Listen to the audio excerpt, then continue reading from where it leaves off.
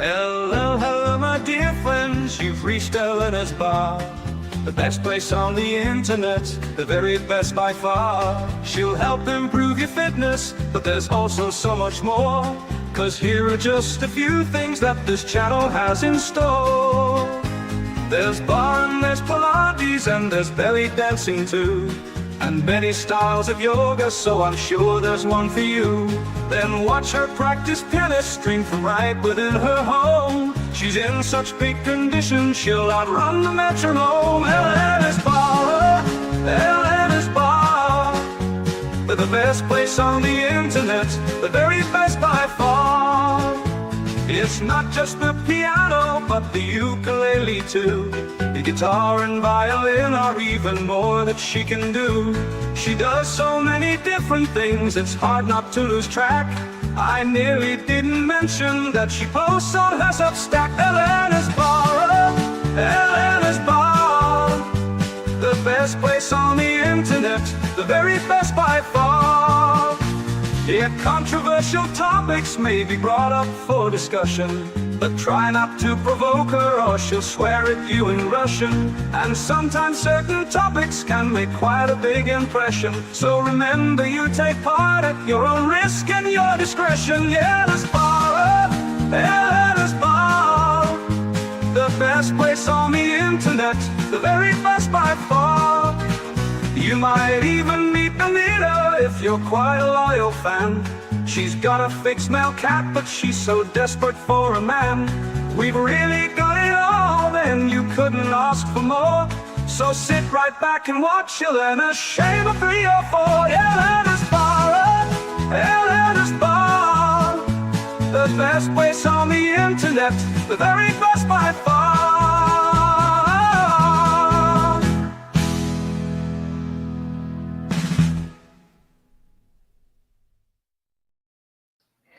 Hello, hello, my dear friends. Welcome back to Eleanor's Bar and the Resurgence of Sanity. How are you doing, guys? Great. Great. Are you excited about today's topic?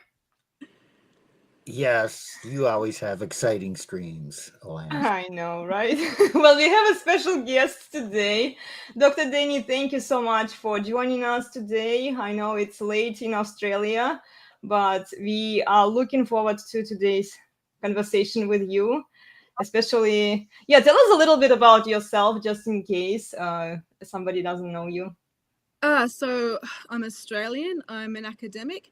I study female intrasexual competition and manipulative reproductive suppression. And that's probably the key points, I think, for the moment. Mm-hmm. And how did you end up with the female reproductive suppression, the manipulative reproductive suppression? As a research focus, it came quite organically. So it probably started, I would say, around about 10 years ago, where my research focus was on sort of somewhat different things. And through conversations with other people who were studying mating dynamics, collaborators of mine studying human mating dynamics, we reached a general consensus that we didn't think that the intrasexual competition literature understood female intrasexual competition very well. So our basic sort of contention at that stage is that much of female intrasexual competition is directed at sabotage. And we didn't think that that was very well understood or very well acknowledged. And then from there, ideas of sabotage sort of got extended upon, and we thought about it a lot more, put more ideas together, collected some data, and we sort of went from the general idea of sabotage to the more specific idea of manipulative reproductive suppression. And then when we started linking manipulative reproductive suppression to try to find real world examples of it, I started, sort of linking the idea to what we can sort of point to in the real world. I guess it just kind of took on a little bit of a life of its own from there, I think, where it was sort of, I'm not quite sure when it went from being something I did on the sidelines to being something that was my primary focus. But yeah, sometime over the last 5 or so years, I guess it's gone from being something that I do to being the main thing that I do, because it just got more and more interesting. And I think to be more and more important probably than some of the other things that I was looking at. So they sort of tended to fall a bit more by the wayside. Yeah, because I remember I watched a couple of your interviews, and you mentioned that you were a biologist also, right? You studied. Oh, God, you Yes, studied a lot of things. yeah, indeed. So my background initially is actually in behavioural ecology. So my background is much more in jointly probably animal behaviour, behavioural ecology, and also comparative cognition, which is effectively understanding how animals use information to make decisions, and then combining that with the behavioural ecology side of things, which is typically much more interested in not how animals make decisions, but the functional consequences of those decisions, and not so concerned with the brains of how they make them. So I was concerned with both of those things, and that was the early parts of my career. And when I started working at Charles Sturt University, which is where I still am now, animal research, continuing that line of research just wasn't really feasible with the facilities and whatnot available. And so I switched my research focus to really be asking very similar types of questions in people as to what I was asking in animals, very much about cognitive mechanisms and the types of information that humans use to make decisions and the functional consequences of those decisions. And that led me to look at sort of the morphology of the face, to look at sort of the dark triad and the functional consequences of that in social interactions. I've done a little bit of work, a fair bit of work actually looking at visual attention and decision making in terms of not what sort of we would normally think of as decision making in lay terms, but kind of like how the brain makes decisions effectively. So, you know, those kind of instantaneous things that the brain does that you're not feeling like you're consciously driving. And somewhere in all of that, I kept coming back around to female intersexual competition until it became the main focus of things that I was doing. Interesting. So, having studied animals and humans, could you tell us if people are really that different from animals in terms of how they process things and behave? Oh, look, it's a really interesting question. So the answer is both yes and no. So no to the extent that we are in fact an animal, right? Yeah. So that's so no, we aren't doing something that is different to what animals do, because in fact we are an animal. Therefore, what we do is in fact something that at least some types of animals do, our type of animal. And the evolutionary theories and the psychology and the biology is all governed by all of the same principles. Whether you apply that to humans or whether you apply that to animals, it doesn't really change. However, having said that, though, there are certain individual animals, of which I think humans are very obviously one, that are quite exceptional in terms of their behavior and what they actually do. And I think it's abundantly clear that humans are an exceptional animal. And so therefore, there are aspects of human behavior that are quite qualitatively different and much more complex than what you would find in any non-human animal species. So, you know, the extent to which humans are sort of different to animals on some fundamental level really depends on the particular research question you're asking and the domain that you're asking it within. So, you know, do humans' brains function fundamentally different to the brains of other vertebrates? No. Are they orders of magnitude larger and more complicated? Yes. So it just depends. It just depends on what specific question you're asking, whether there's a fundamental difference between human and animals in order to answer that question correctly in each case. When we are talking about mating, oh, sorry, Steve, go ahead. I have a question for you. We come at things from a red pill perspective and a Christian perspective. So let's just get the Christian thing out of the way. Christians believe that man and woman were created in the likeness and image of God. So yeah, we are animals, but we're special. And we've all been led to believe, in our kind of the church has backed this up, women are sugar and spice and everything nice. You're kind of challenging that notion. I'm definitely challenging the sugar and spice and everything nice. 100%. That I think that may be one of the sort of single biggest hoodwinks in the history of humanity, perhaps. Yes. So would you say that in terms of mating strategies, humans are different from animals, or like some animals, let's say? So yeah, so look, again, it depends on the scale at which you're asking the question. So, so humans have a mating system that can be understood to a great extent, actually, using exactly the same principles that we understand other animals' mating systems from. So the kind of sort of social monogamy, social pair bonding that humans exhibit is not very common amongst mammals, but it is actually really common amongst birds. So what we understand about bird mating systems, a lot of that applies and helps us understand human mating systems. And so we can see that both any species that has a socially monogamous mating arrangement and engages in biparental care, which is the primary reason why a socially monogamous mating system is required when the offspring need biparental care. And we find that those systems are sort of prone to the same selection pressures. So there's going to be selection pressures that can help you understand why one or other member of that socially monogamous pair might have infidelity, and when that infidelity is going to occur, and who it's going to occur with, and under what circumstances.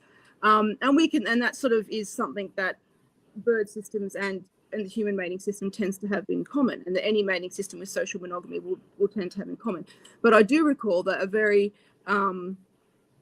clever man did say once that there are as many mating systems as there are species. So even though, humans love to, a very handy way, a very useful way to understand the world is to cluster things together that have things in common. And so we tend to talk about, animals that have monogamous mating systems and animals that have polyamorous mating systems and animals that don't have, mating systems that involve any kind of pair bonding outside the actual mating itself. And in fact, some animals actually sort of have gametes that meet externally, and so there's never actually a meeting between male and female. But so yes, we like to group animals into mating systems that have things in common and then describe the commonalities of those mating systems. But as soon as you drill down to the individual level of the species, then there will always be differences between this species and that species. So yes, our mating system has a lot of things in common, and we can certainly learn a lot. So if you understand a lot about animal mating systems, that gets you a long way towards understanding a lot of what's going on with human mating. However, there are always going to be, as with any species, there will be individual things about humans that you will not understand or get from any other species except for looking at humans themselves. Wow. Okay. So now that we are moving towards humans, tell us how are they different in terms of mating selection? Good Lord. Okay. Well, in brevity, if you can. Well, let me define that. Yeah, define. Is human behavior more conscious and selected than animal behavior? Okay, that's an enormous question. The short answer is no. So we could probably have an entire podcast where I could discuss like the role of consciousness or not, and like what consciousness means. But it's kind of almost an orthogonal question to understanding behavior. So I've got two questions. I've got the consciousness question. I've got the what does human mating look like questions, and they're both enormous. So let me deal with the what does human mating look like. Yeah, that's the one thing. Get that out of the way, and maybe I'll try and say something sensible about consciousness after that. So rather than try to point out what sets the human mating system apart, because to know exactly what sets it apart from other animals, I would need to have a very, very detailed understanding of what all the other animal mating systems are. So a better plan is probably just to broadly explain the human mating system generally, and then down to some more specific. So basically speaking, humans require biparental care. So that means that we have a mating system that is largely socially monogamous. Now, when I say that it's socially monogamous, that doesn't mean that it necessarily looks exactly the same in all circumstances, and it's socially monogamous, but it has some flexibility built into it. So in circumstances, especially where there's circumstances where you have a very skewed sex ratio, so not an even number of men and women, then we can see things where you might get, say, like a harem situation where you might have a single husband and multiple wives, and in even rarer circumstances you might see the opposite, although that's much less common in humans, the opposite pattern, though not entirely unheard of. So we've got that basic arrangement, right? In order for people to reproduce successfully, you need to get some sort of pair bonding, and both individuals need to contribute to the raising of that child. Now, under most circumstances, the contributions that the mother and the father make are, for quite obvious reasons, are quite different.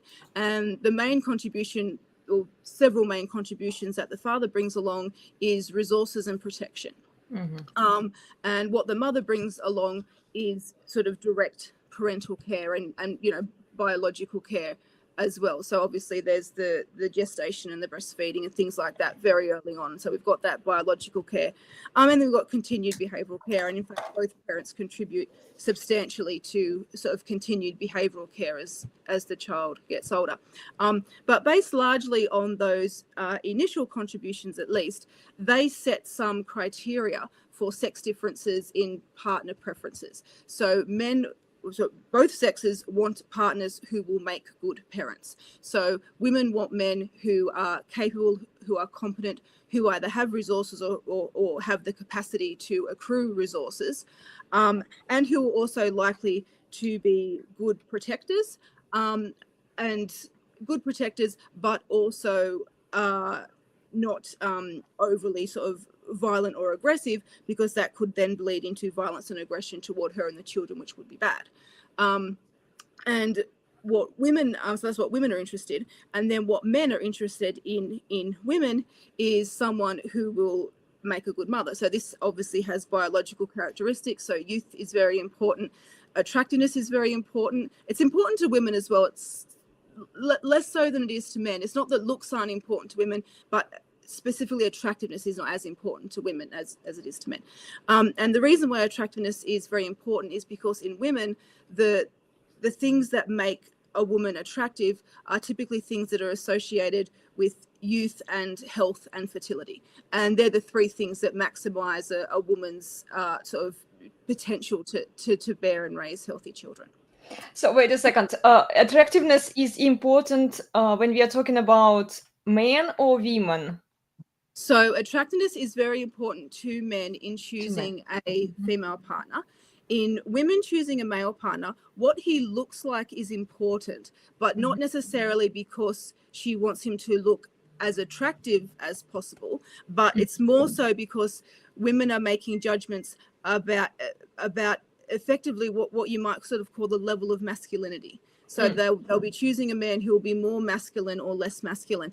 And in men, unlike in women, where femininity and attractiveness correlate very, very tightly, in men, attractiveness and masculinity do not correlate that tightly. So you can have very attractive masculine men and you can have very attractive less masculine men, if you ask women to rate male faces in terms of their attractiveness.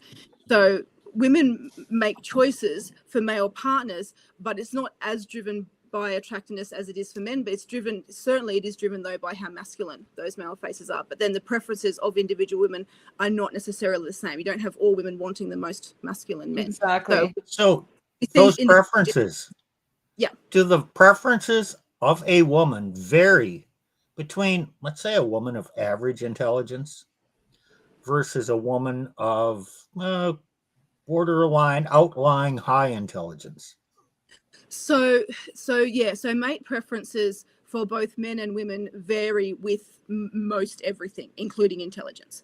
So in terms of intelligence specifically, and quite a few other traits, actually, I guess I would say, people tend to seek somebody who is similar to them in terms of intelligence, personality, those kinds of, I guess, those kinds of soft sort of traits, right? So rather than sort of hard biological traits, those kinds of soft traits. So people tend to seek a partner. So if you're highly intelligent as a woman, you want a man who is also highly intelligent. And it's the same in reverse for men. But what we also see, which is perhaps a little bit more interesting, which is sort of not often that well understood, is that we don't just see sort of everybody wanting the most intelligent partner, or indeed the most attractive partner. What you actually see is people's preferences tracking their own qualities and their own levels of those qualities and seeking similar levels in another partner. So if you are of, say, average attractiveness and average intelligence, you're actually going to find a partner of the opposite sex who is also of about average attractiveness and intelligence to be more attractive and more appealing to you as a partner than somebody who is highly intelligent and highly attractive. And the primary reason for that, it makes quite good sense adaptively, is that if you had mate preferences that were directing your sort of mating efforts, or your sort of mate acquisition efforts towards people who are out of your league, then that's going to be a lot of wasted effort. And so what people have are preferences that are shaped by their own understanding of their own mate quality that are actually directed towards sort of what would be a sort of, an appropriately matched partner for them. So people's preferences change with their own quality, and that's not just people settling. That's actually what people genuinely prefer. So their preferences are directing them towards who would be an appropriate partner for them, both a partner that is kind of at least as good as them, because you don't want to back down, but it also directs them away from people that are too good for them, because the problem with that is it opens you up to being exploited. So if you're with a partner who ostensibly could attract someone who's of better quality than you, then you're probably going to be replaced at some point. And so that's likely to leave you abandoned and exploited. That's so fascinating. And guys, did you notice that it in a way challenges the hypogamy insurance narrative that is being pushed in the Tretcon sphere and also in the red pill? Sure. It also kind of reveals that right now, kind of, I don't know, feminism, society, whatever, is encouraging women to look for the better man. Yeah. Always look up and kind of ignore a lot of the average men on the same level. And other women are encouraging this. By encouraging this, they're actually subverting their mating opportunities. I think you're 100%. I think you're 100% correct. I don't think that's the only thing that's not the only way in which they're subverting other women. So yes, women are definitely being encouraged to kind of, pursue these high level men, and to reject any man who is not, meeting these, in many cases, ridiculously high ideals. And that's also happening. But there's also the whole other, which I'm also find quite interesting. There's this whole other kind of feminist narrative that gets pushed as well. And that's the narrative that actually demonizes those very high quality men as being sort of, like with the endlessly applicable smear of toxic masculinity, and effectively is sort of attempting to convince women that anything that is remotely masculine is not a desirable trait. And so what you've actually kind of got is women being pushed in multiple directions. And I suspect it's not necessarily the same women at the same time. There would be circumstances where it would be more detrimental to a woman to encourage her to have really inappropriately high standards in a partner that are never going to be met. And there are other circumstances where it'd be more detrimental to try to encourage her to actually reject any partner that shows any sign of masculinity. And so one of the things that I've become quite interested in is the extent to which the demonization of masculinity is leading to a lot of male behavior in several domains becoming less masculine and more feminine, and to actually seeing that kind of behavior in men being sort of celebrated in the feminist narrative as though it's a positive, when frequently that is not. Frequently, they're not the kinds of desirable traits that you would want in a male partner. So I actually see feminism sabotaging female mate preferences and messing with female mate preferences from both ends, actually, not just pushing them up, but also actually pushing them away from masculine men who ought to be attractive as prospective partners. They offer excellent protection is the main thing that you get from a masculine man that you don't get from a less masculine man. I have a question. Yeah. I stepped away for about 5 minutes to grab some caffeine. So apologies if you address this. That's okay. Do you see an escalating trend in this sabotage mate selection with the advent of social media and dating apps? Or has your data not covered that? No, that's an interesting one. So it's almost impossible to get the data you would need on that, because we can't, we can never go back and do the controlled experiment. We can't have the world in which we introduce social media and compare that to the world in which we don't introduce social media. So all we can do is go and have a look at data that was collected before social media came around and compare that to data we can collect now. And obviously we have all of the confounds that go with everything else that has changed in the last, 10 years, I guess social media is kind of really been big for. So we can't ever get the perfect data to go and look at that. I think, though, in terms of speaking to this sort of theoretical perspective, I'm sitting more in the camp of people who think that social media is a little bit of a red herring in all of this. I'm not saying that it's not important. I think it is. And I think that the question about dating sites and what's happening on dating sites is also a really interesting question. And it's interesting to look at what's going on in that space and to understand, what that tells us about the people in that space. But I tend to think that what we're sort of seeing now with social media social media might be amplifying it to some extent. It probably is. It's almost definitely creating subcultures, even like this one, like the red pill subculture, but it's almost definitely creating subcultures that would have found it difficult to find enough members without the internet, just because it's connecting so many people. And so individual groups can reach a critical mass and recognize that there are others who think like me out there that maybe would have been harder to find without social media. So I'm not saying that it hasn't had a potentially sort of, quite impactful effect, but there are historical parallels in, I think, what we're seeing now that suggests that social media was not a necessary ingredient in these types of things. It's playing its role because it's here in the world now and it exists, and it's becoming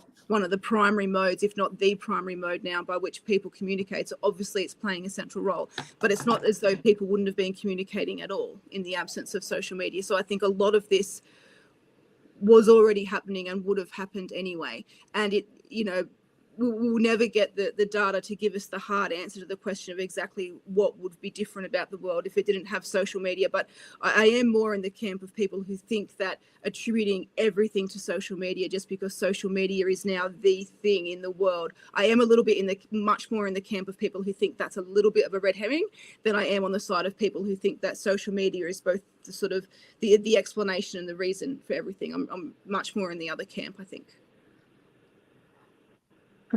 So you're saying that there might be some correlation, but it's indefinite according to the data, and it's like essentially proven a negative by historical experience.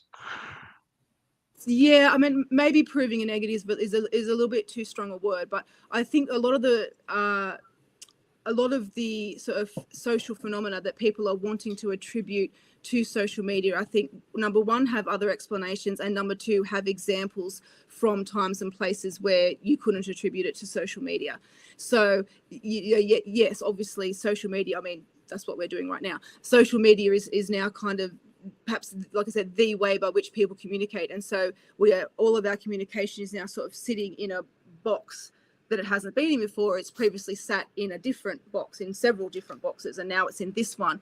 And that's going to have an impact, but I don't think that it's the fundamental explanation for anything. I don't think people are behaving in any fundamental way differently because of social media as opposed to without it. I'm much more inclined to think that we're behaving the way we've behaved for a very long time in a lot of different situations. And maybe one of the main contributions of social media is that it has just made so much of that behavior widely visible where previously perhaps it wasn't. That might be the biggest contribution of social media. I think it's very close to what people think about feminism and feminist propaganda in general. They give it way too much credit, and I used to do it too. I used to blame a lot of things on the feminist propaganda, and it definitely played in effect there. But it just exacerbated the female nature, the unrestrained, hypogamous female nature, right? And social media, it just facilitates it. It makes it worse. It doesn't help in general. But yeah, attributing everything to social media is not. It's not effective either. No, that's right. I think it doesn't have. I don't think it actually has a lot of explanatory power. Everything that you sort of see, I guess the most obvious example is probably sort of Jonathan Haidt's sort of, teachings on this, and he's very much in favor, which is not necessarily a bad thing to get kids and young people having less screen time. That's probably on balance a good thing, but he's very much in favor of the argument that social media is terrible for mental health. And look, and I've no doubt that we can point to individual cases, and there's many of them, where young people have been terribly bullied and had horrible experiences on social media, and that's led to self-harm and to suicide and all sorts of awful things. But there are also many, many other circumstances in which social media has been great. So, I'm not sure that the data are actually that clear and condemning of social media as Haidt would perhaps map out.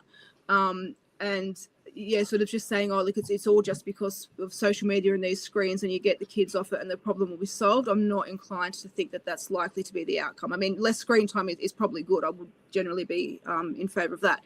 But I don't think that's going to fundamentally change behaviors that we're seeing that we don't.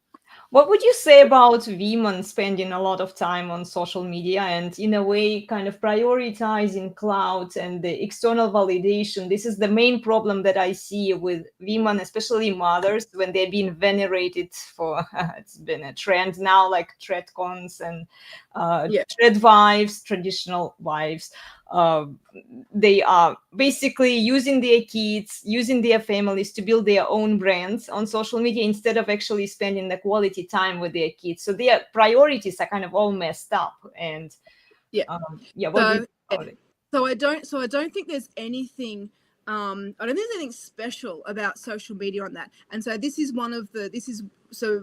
my colleague, who's also Dani Wagstaff. She's done a bit more work on competitive mothering than I have, but competitive mothering is one of the sort of domains of intersexual competition that has been largely overlooked. There's not a huge amount written about it.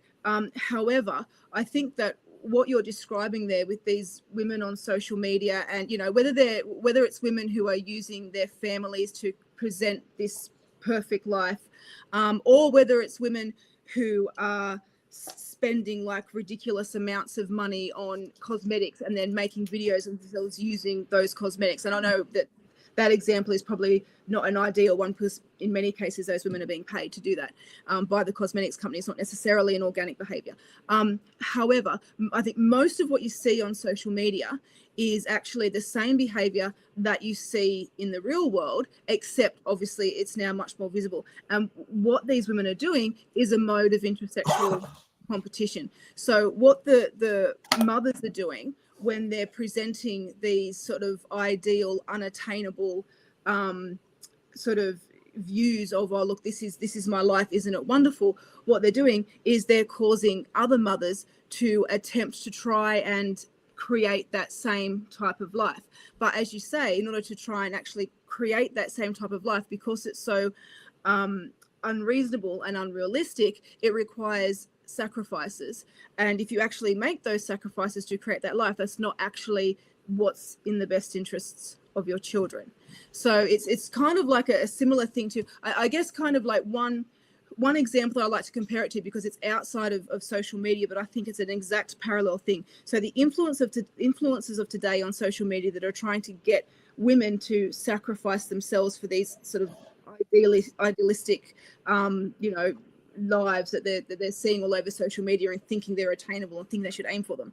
If we go back to like the 40s and 50s, say, and you sort of had those etiquette books that told women how they had to behave and how they had to treat their husbands. And I'm talking about, sort of things like, make sure that you've always got a smile on your face when he comes home, make sure that, dinner is already cooked, make sure the house, all these things that women supposedly had to do. And the feminists absolutely love pointing to those and telling us how oppressed women were by men back in the 50s and how horrible it was to be a housewife. But the thing to remember is that it wasn't the men who were writing those books. It wasn't men who were telling women they had to do all those things for their husbands. It was other women.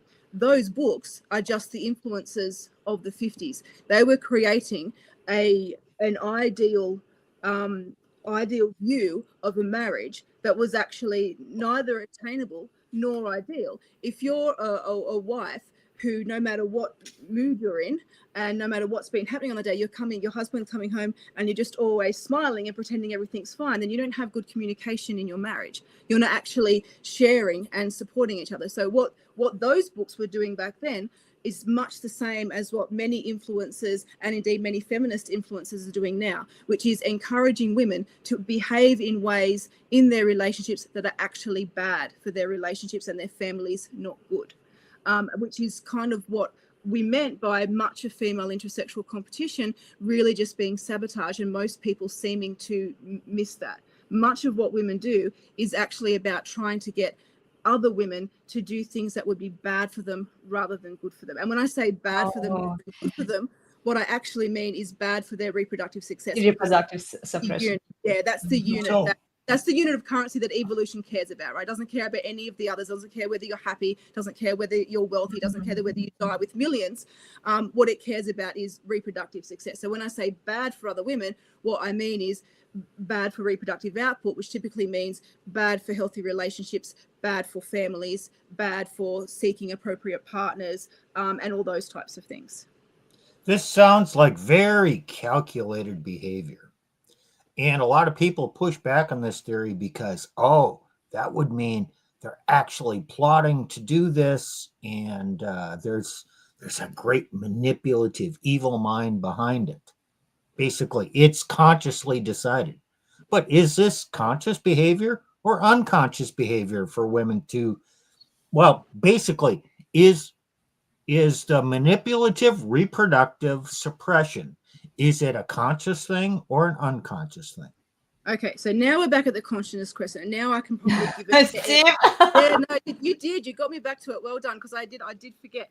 I managed to get sidetracked. Now I can probably think I can give a better answer. So before I answer that in the context of reproductive suppression, let me tell you a little bit about psychopaths. So psychopaths are horrible people, and some people, you might mistakenly think that it can be really tricky to spot a psychopath. Based on, the research that I did when I was sort of looking at this stuff and readings of other people who did much more research directly with psychopaths, it's actually not. So psychopaths are not these master manipulators that are just like chameleons and they're really charming. Actually, they have a very finite set of social tricks that they can pull out. And those tricks are really quite rigid, and they frequently pull them out when it's not quite appropriate. It's actually quite prone to social gaffes. They can be a little bit awkward. And most importantly, if you know what you're looking for, they're not very difficult to hit. In addition to that, our brains appear to recognize when someone is a psychopath. So there's reasonably good evidence that if you show someone a picture of a psychopath, not one that they recognize, not one that they know who it is, if you show someone a picture of a psychopath, you get more activation in the amygdala than if you just show them a picture of a non-psychopathic man of the same age and otherwise similar appearance. So what we kind of take from that is, okay, psychopaths give off plenty of behavioral cues that they are a potentially dangerous person, and our brains are able to detect that. This creates a paradox, because whenever a psychopath enters a social network, people do not react how they should react when a potentially dangerous parasite enters your social network, which would be to exclude them immediately, band together en masse. No, people do the exact opposite. What you see is you see people actually giving highly psychopathic people much more leeway, much more benefit of the doubt than they would other people, really sucking up to them and really acting as though they find these people to be the most wonderful people in the world. That's something of a paradox. And the way that I have attempted to resolve that paradox, and this is kind of like my own explanation. I'm not suggesting that this is a consensus view that other people who study psychopathy have. But my idea about how we resolve that paradox is to understand that becoming the psychopath's best friend is like the strategic immune response, right? Your brain detects that this is a very dangerous person. But the evolved response to that is that you consciously believe that they're actually wonderful and lovely and try very hard to get very much in their good graces, because when it explodes and when a psychopath enters the social network, it is inevitable that ultimately things will explode and go very badly. The safest place to be is right close to them and to be their number one friend. And this is the reason why you should never tell someone when you've got someone that that you care about, and you think that they're becoming good friends with a psychopath. You should never tell them that that's what's happening and warn them off, because it has the exact opposite effect to what you would intend. And the reason it has the exact opposite effect is this: you try to have a conversation with your friend, and this is the conversation that you and your friend has. I don't like this new guy. I've seen a side of him that you haven't seen. He's really awful. He's really nasty. I really think that you should steer clear of him. I don't know what you're talking about. He's been nothing but lovely to me. You have to trust me. I've seen things that you don't know. Well, you're saying really horrible things about him, and he only ever says nice things about you. He only ever says nice things about anybody. So I don't believe you, and I don't trust you, and I don't appreciate your opinion. I don't think we should be friends anymore. This is the conversation. That's the conversation they're having, right? As at their mouths. This is the conversation their brains are having, if you can put it this way. This guy is a horrible narcissist. I know. That's why I'm sidling up to him for protection. I can't sidle up to him for protection. He already knows I don't like him. He already knows that I have seen through him. So he's not going to buy that I'm actually his friend. I'm sorry. We can't be friends anymore then. Right. So that's the conversation the brains are having. And yet the conversation the two people are having are very different. And that's kind of what I mean when I say that these manipulative reproductive suppression things are not necessarily conscious, because the conscious behaviors are not necessarily reflecting what the brain has been, so that the conscious understanding of what a person thinks they're doing doesn't have to match what the behavior is that the brain has been selected to produce. So a very easy example is that it's very easy for a woman to advise another woman, for example, that it's in her best interests to get back to work as quickly as possible, in the interest of her career, not spend time with her children, not stay home, not have a second child, just keep it to one, get back to work. That's what's best for your career. And to easily believe that she is giving her friend the best advice. She truly thinks is the best advice. However, we've got data showing that when you ask women, and we did this kind of like in sort of a cross sample design, so women couldn't pick up that we were asking these different questions. If you ask women what they themselves would do in those types of situations, so the kind of career versus motherhood contingency, and then you ask them what they would advise a friend of theirs to do, the advice that they give to their friends is, across different types of career versus motherhood scenarios, the advice they give their friends is systematically more reproductively inhibiting than what they themselves say that they would do. And that difference is larger in women who report being more intersexually competitive. So even though women might insist that they give what they believe is good advice and that it is in this woman's best interest, it's better for her career, she needs to get back to work. If she stays at home, her career will suffer, she'll be more miserable in the long term, blah, blah, blah. That doesn't, just because they think they're doing it out of niceness, doesn't necessarily mean that it's not reproductively suppressing behavior that has been selected for precisely that purpose. So whether or not it's conscious is kind of it's a little bit of an orthogonal question. I'm sure, having said that, much of female manipulative reproductive suppression and sexual competition is nasty and explicitly nasty and deliberately nasty, right? It's not that women only ever think they're being nice. That is absolutely not true. But it can be absolutely deliberately, consciously nasty, or it can manifest as someone thinking they're genuinely giving a friend good advice. And which one of those is largely irrelevant to the functional consequences of the behavior. And so that's kind of why I say it doesn't really matter whether it's conscious or not. Some of it is, some of it isn't. And that doesn't really, this is not really part of the equation. It certainly isn't part of the equation as far as evolution is concerned. Exactly. It leads to the same outcome. Whether it's conscious or not, it's irrelevant. Yeah. You answered that well. Thank you. You're welcome. I've been asked that a lot, and I think I'm getting better at answering. Answering, yeah.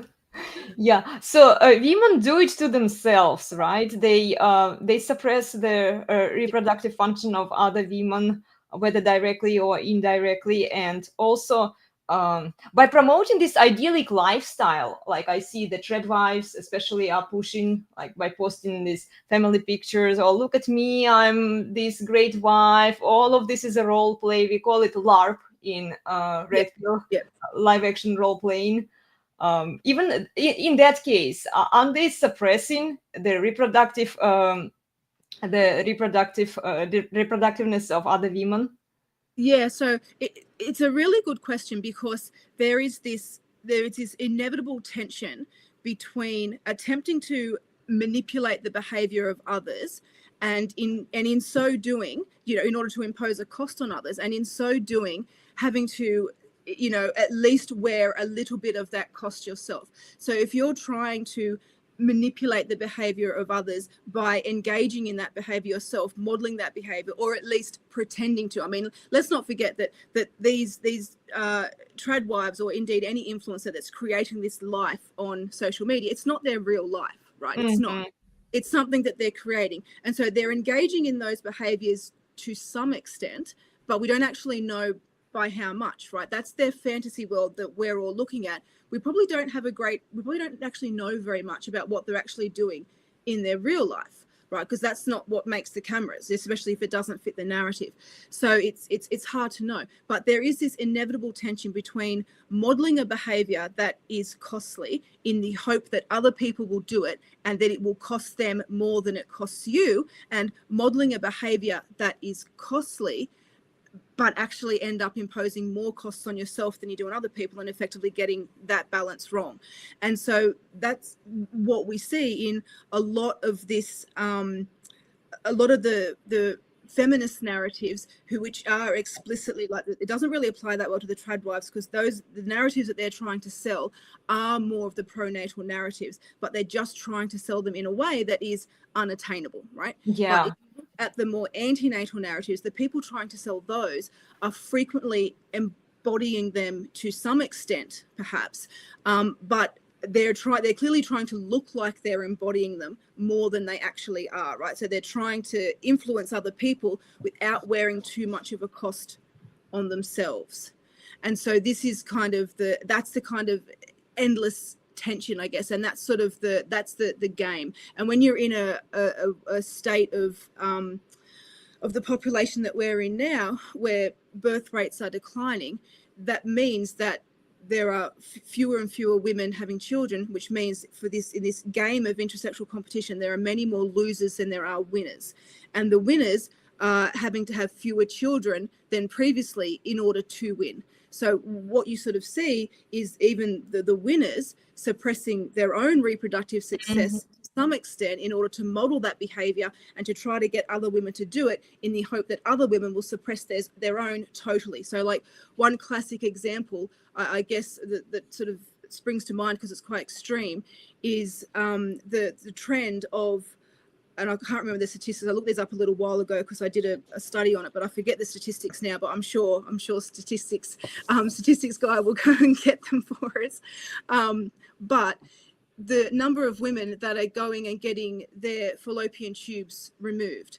So what's interesting about that procedure is that the fallopian tubes is where ovarian cancer begins. And ovarian cancer is an especially nasty cancer because it's largely symptomless.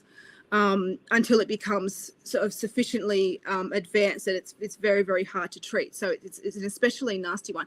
And for that reason, a lot of women who are post their childbearing years just go and get their fallopian tubes removed just in order to remove that bit of tissue that is at the highest risk of sort of starting off ovarian cancer.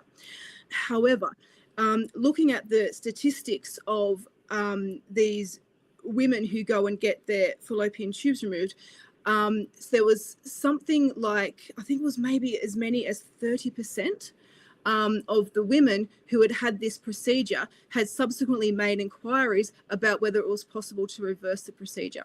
Now, it's very unlikely, I imagine, that women who are post-reproductive age who've had that procedure would have any need to make inquiries about reversing it. The women who are making inquiries about reversing it are the women who have decided to go and make themselves infertile and are now getting to an older age and going, oh, that maybe wasn't the smartest thing to do. And this became a bit of a trend for a while, sort of, you know, there were even some cases of women getting their fallopian tubes and setting them in what's that, resin, like in clear resin, and wearing them around their neck. Oh, man.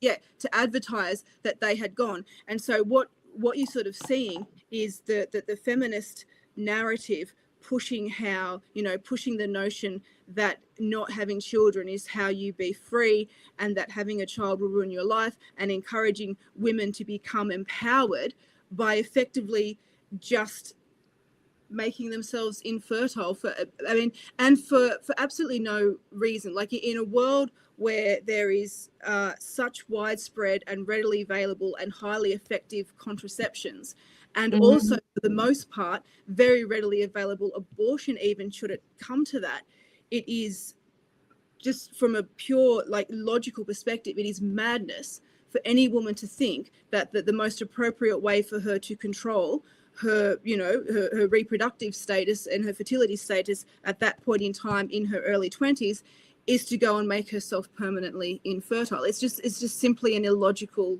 thing to do. There's absolutely no reason why any, you know, woman who doesn't want to get pregnant should get pregnant with the availability of contraceptions and whatnot that we have. So to go and make yourself completely infertile is an extraordinary thing to do. But then, of course, you see that it's not just that they go and do it. That's not enough. They then have to wear it around their neck, because the idea is that this is now modeling behavior. This is now sending out a social signal in the hope that other women will go and then do the same things to themselves. And so you sort of get this situation where you get, and the woman who's done that, any woman who's done that is not a winner of the intersexual competition race, right? I mean, that is a massive own goal. Like, you have lost right there. It's over for you. You're finished, right? It's over. You have lost. The best you can do is try to make as many other people go down as well by publicizing that you've done this and talking for the rest of your life about how it was the best decision you've ever made. But the winners are the women who are vocally supporting and encouraging this kind of behavior and talking about how wonderful it is and how brave these young women are for doing it and what an amazing thing, whilst having absolutely zero intention of ever doing anything like that to themselves. They're the ultimate winners of this game, right? So the ones who are able to differentiate between pushing these narratives and publicly supporting them and spreading them and promoting them, but managing to do all of that without ever getting sufficiently sucked in that you actually embody them and do yourself any real harm or do yourself, you know, absolute harm. So women will frequently... I think what happens a lot is they are usually the SEO women who are pushing this ideology on other women, but yet they are married and they have children, and they are usually married to very, very wealthy men who can afford for their wives to have fun, you know, on social media. And it's like they do one thing, but in practice they promote something else. Precisely. Hey, So, Elena, I I want to put in... Okay, you guys go. Before you start, Plutarch, I want to put in a little plug for the men who are watching this. I did a stream on our channel, The Resurgence of Sanity, called The Mask She Wears, which is about how women behave to attract a man or fool him or whatever. And it's kind of manipulative behavior. So men need a defense against this. I don't want to ask a question about it, but The Mask She Wears on the channel, the resurgence of sanity. Now go ahead, Plutarch. So I asked the AIs to summarize the research for tubal ligation, and apparently post Dobbs it doubled. So and you can tell me if that's matches what you remember from your research or not, but it's that's not a good number. No. I mean, I think I especially agree with you on the aspect of why would you do this to yourself when there are so many other ways. I mean, if you want to not have kids, there are so many ways without literally mutilating yourself. Yeah. So yeah, that's, I mean, you were asking, I asked the AI and it says it doubled. Obviously the number is probably not quite double, or, you know, but there you go. Yeah. No, that's I'm not necessarily, I don't necessarily remember the doubling after Dobbs, although I'm trying to think when I last looked at this, and it might have actually even been before that happened. But definitely what got me about it was just the proportion of women inquiring about reversing it. And I thought that was astonishing, because that wouldn't be any of the women who were having it post reproductive age, you would imagine.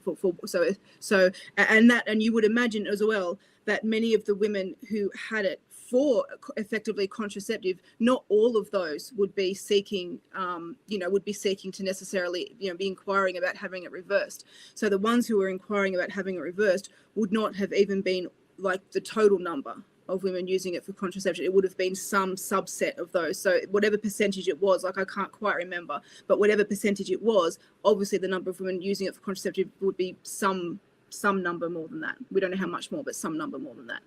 So yeah, it's quite it disturbs me. It really does. It's on a similar it disturbs me on a similar plane, I think, to the kind of exposure of young people now to trans ideology and the application of cross-sex hormones and puberty blockers. It's a very, it's that sort of exploitation of young people, which I guess is, ought to concern everybody, though patently it doesn't, but it ought to. But I find something especially sort of dark about it, that it attacks reproductive output in particular. I find that to be especially disturbing, and I certainly place it on a par with the application of sort of puberty blockers and cross-sex hormones to young people. It's an extraordinary thing to convince a young person to do, and I think it's an extraordinary thing. I'm not a doctor, I'm not a medical doctor, so I can't really speak for them, but I think it's an extraordinary thing for a medical doctor to agree to do to a young woman as well, or indeed a young man if he was asking for a vasectomy, and a young man who had not yet fathered any children. I think it's an extraordinary thing for them to agree to do, and that's not often spoken about, because I think there's a massive taboo, which itself is because of the strength of the anti-natalist narrative in society at the moment, and it's kind of only getting stronger, but the strength of that narrative, it's almost taboo to talk about the fact that it's not good to be giving these girls these types, or young women, some of them are girls, but girls, young women, these types of medical procedures, and indeed young men, I include them as well, that make them completely infertile at a young age. It's such a taboo to object to that, because the pro-abortion lobby and the antenatal narratives are so strong that, the only thing that is allowed to kind of be given importance and priority when it comes to female reproductive health, and we use that term quite ironically, reproductive health, is access to abortion. The idea that access to, to certain types of contraception, permanent, types of damaging contraception, talking about that as maybe being controversial and saying, should this actually be something we do? I think that's quite anathema. I don't think that's a conversation that the broader society is willing to have, to be honest. It's even more taboo than having a conversation about, being anti-abortion, which is, it's just taboo enough. Well, I don't want to hijack the stream, but I have spent an enormous amount of time studying demography side of the pronatal versus antinatal, and what's going on there. And my view in general is that there is so much more that goes into birth rates. Like the demographers figured out in the 1920s that the two most important factors for birth rate are urbanization and medical hygiene. Yeah, Medical hygiene specifically. Like how clean is your operating room, basically. And so the antinatalist, they have been in charge since Roe v. Wade, really. I think that they are losing steam as people look at these birth rates and they go, this is not sustainable. But I can also, one of my favorite questions to them is, okay, and I'll ask you this. 2025, the estimated world population is 8.2 billion people. Okay. In what year do you think it was half that? So 4.1 billion.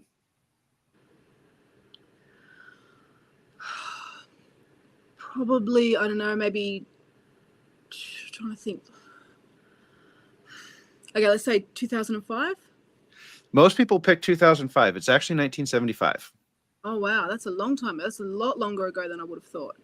Right. And so what's actually, but the thing that's actually happened is in terms of the statistics, I have two charts and I love to show them. It's child mortality versus child fertility. Yeah. And when you look at those, child mortality has fallen off a cliff. Yeah. So we are having fewer children because we don't need to have as many. And so that's and then you combine that with the fact that in a city, children are expensive luxuries. On a farm, they are free labor. So that's like when it comes to the natalism specifically, I see a lot more being put into it. And that said, what I think is happening is that particularly the feminists have hijacked these very real social pressures. You live in a city, a child is expensive, and then they start wearing those, as you say, on social media, and they say, well, I'm living the LA lifestyle, I'm living the New York City lifestyle, right?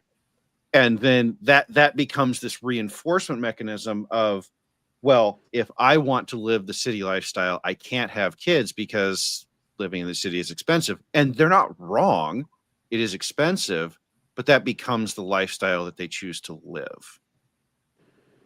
So there's the overriding pressure on having children comes from where you live more than anything else. It's if you draw a map or just pick a city, you draw a map, the fertility rate inside the city core is going to be 0 to 1. The suburban surroundings will be 2 to 3, and then the rural area around that will be 3 or more. And so you can actually see how people live like that, and that's just what they do because it gets the pressures change on you. I think you're right to some extent, but I think there's a little bit of correlation causation problem there. So it is true that the people that live in like the core of the cities and then have fewer, and then the urban areas, and then you get out to the more regional and rural areas, and then they have more children. But there are also decisions that are being made that cause people who have decided not to have children to move into those areas and to then pursue those types of lifestyles. So even though there is very much a close correlation between those things, I'm not quite sure that that's actually the underlying driving pressure. And it is true, like you are absolutely right, that when child mortality goes down, then the birth rate declines. It follows very soon after. And that's which I'm sure you're well aware of, but that's like the solution to the optimality problem, right? So If you're going to have, if the optimal number of children for you to try and have, just let's make the math simple, is, you want to try and have 3 children that survive to adulthood, because that's the resources that you have available. And if child mortality is going to be 50%, then you need to have 6 kids to get 3 of them to survive. If child mortality is going to be virtually 0, then you need to have 3 kids to get 3 of them to survive. And so you do see that child mortality, falling off a cliff, and then shortly thereafter birth rates decline. But it's not all accounted for by the optimality problem, by sort of, just repositioning what is the optimal number of births to have given the expected number of survivals. Because what happens very soon after that is you start to see the birth rate dropping by more than what would be accounted for by just a reshuffling of that optimality problem. So when you get mortality dropping off a cliff, it seems to set into effect a whole cascading chain of events that ends up such that the birth rates don't actually reach a new kind of optimal. What they actually do is they just keep driving down and down and down and down. And you see this in different countries and that have very, very different cultures. So we're seeing exactly the same thing. And I think South Korea might even be like leading this trend, I think, or they're very close to having the lowest birth rates in the world. And so that's they're obviously very developed countries, but most people would not consider sort of Japan and South Korea to be the West, right? They're very different cultures and lots of different things. But what we see is that massive drop in birth rates where it gets down below replacement rate relatively quickly. You don't see this resettling of a new optimum.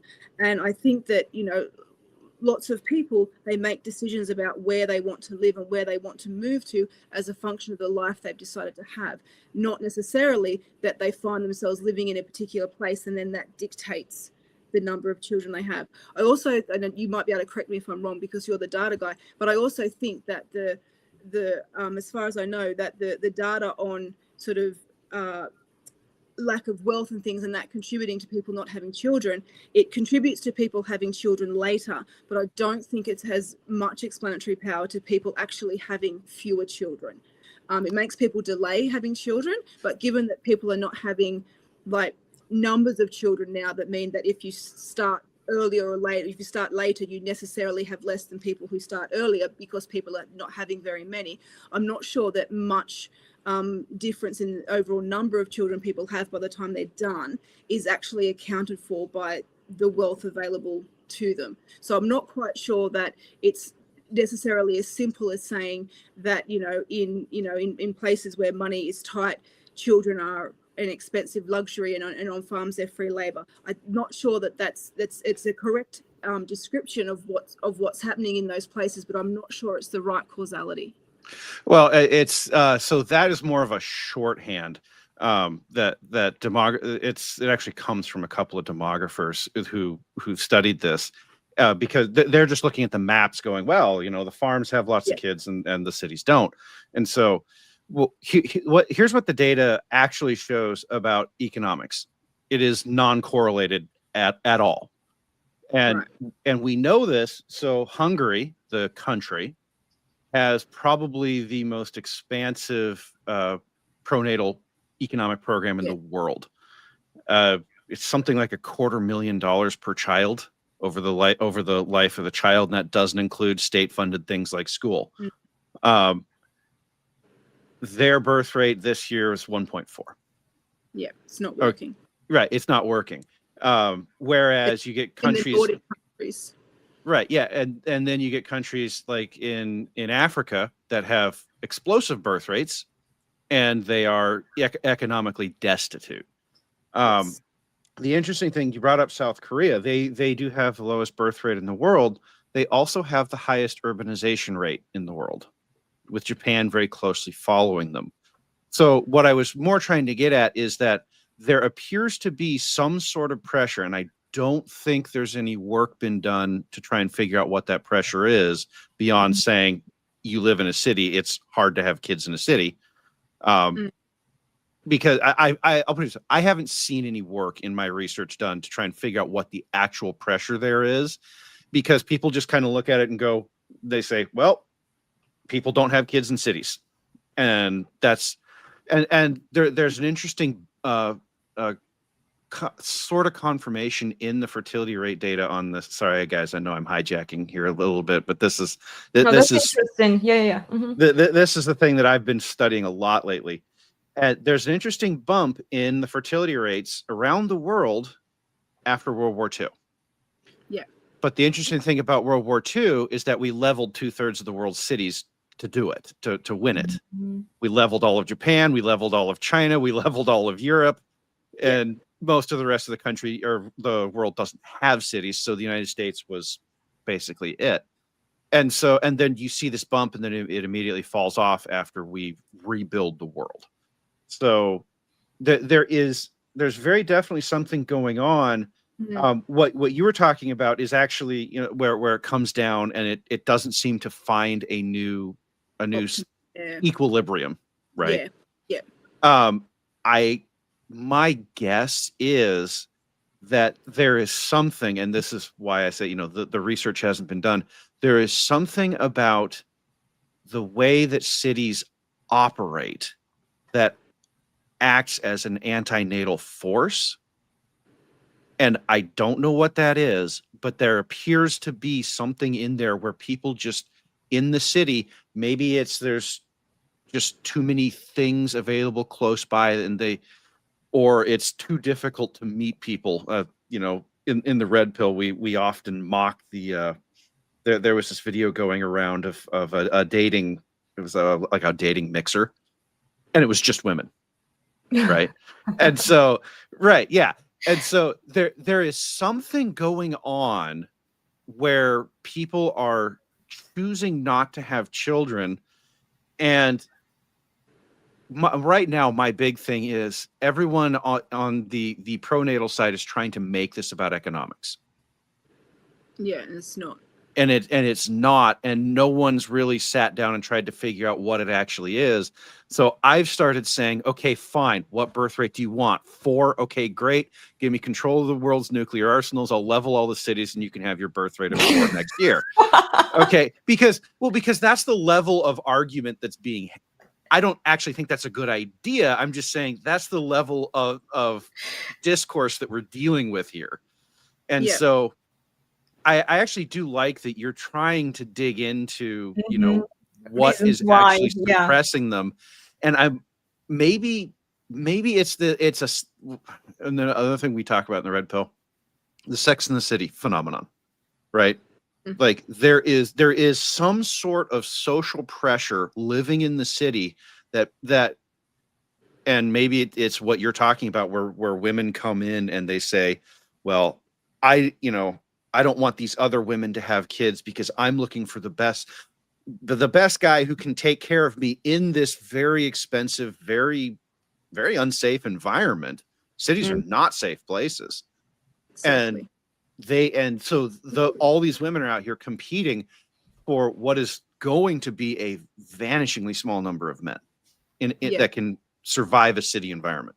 I don't know. You can take that and run with it as you please. No, it's yes. Cities are definitely not safe environments. That's very true. So I think the other really relevant observation is that cities are also, I'm sure this is true in the US, and I know it's true in Australia as well. The cities are also, of course, far more left wing than the other parts. Yes. Right. So something happens when people get together in cities that makes them more progressive, right? And so a big part of my of my theory is the idea that you've got the left-right political continuum, right? And the reason why, one of the main reasons why societies move from being conservative to being progressive is that they're actually moving towards a society in which male intersexual competition dominates towards a society in which female intersexual competition dominates.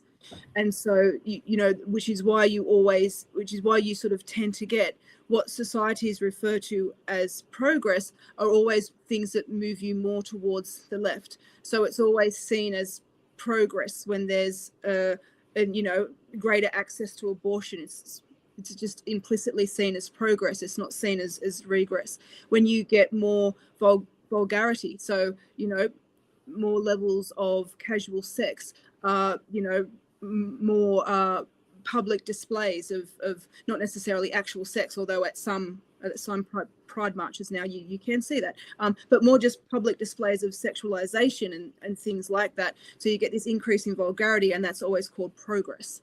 That's always seen as a society somehow becoming more freer and more open, and that's an odd, to me that strikes me as a very odd thing. But what I think is that this left-right political continuum is sort of directly related to this sort of large-scale spread of manipulative reproductive suppression. Like, it's not a coincidence that all of the things that the left are in favor of are manipulative, or forget about manipulative, but they're reproductively suppressing, right? So you take any left-right issue, and the left will have the more reproductively suppressing view, and the right will have the more pronatal view. It doesn't matter which one you pick. And so there is a fundamental relationship between political orientation and reproductive suppression. We also see that when people are getting together and getting more dense in cities, you get these greater left-wing ideologies. And that happens not just here and now, but that also happened in like the cities of the ancient world as well. So the cities of the ancient world were far more progressive than, as they got bigger and bigger and then eventually collapsed. And so I think that I really like what you're saying about the economics is a red herring. It's not the economics. There is something fundamental about behavior change amongst people when they're in those dense areas. And I don't actually think that needs to be necessarily a contradiction to, you sort of said before, I don't want to misquote you, so just tell me if I'm wrong, but you said that you weren't as taken by the antinatalist narrative as playing that much of a cause in declining birth rates, where obviously my position is that I think that's a really important ingredient.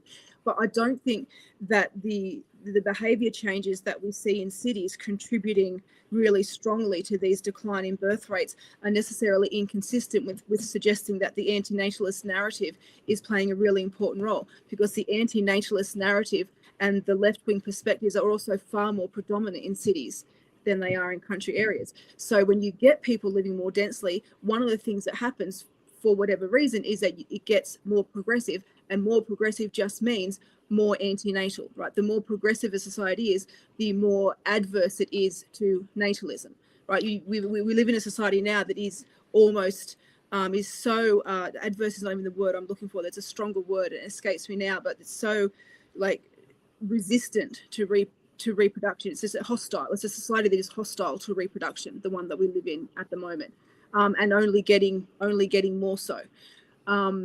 So I can answer that pretty quickly.